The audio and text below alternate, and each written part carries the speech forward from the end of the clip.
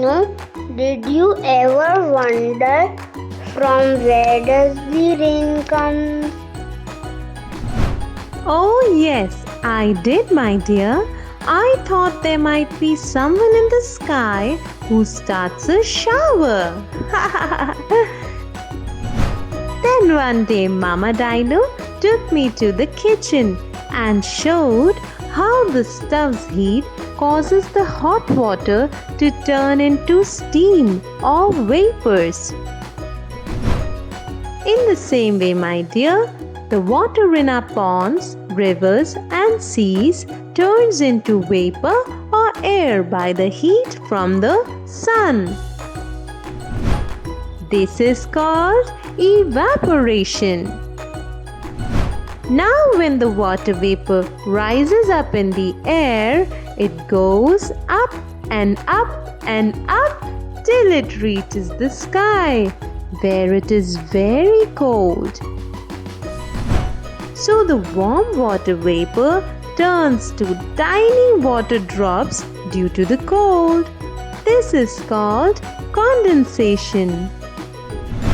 No, the water does not fall from the sky then. These water drops mix with the dust and form clouds.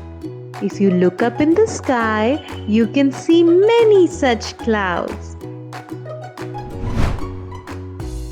One day, when the clouds are very heavy with a lot of water drops and dust, it bursts open.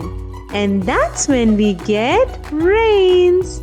This process is called precipitation.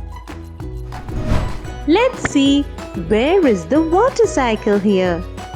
Evaporation takes up the water to the sky. Condensation melts the water vapor into water drops and forms clouds. Precipitation causes rain to fall from the sky. These together form a water cycle. And that's when we sing, rain, rain, go away, come again another day. Little Dino wants to play, rain, rain, go away. See you soon. Bye bye.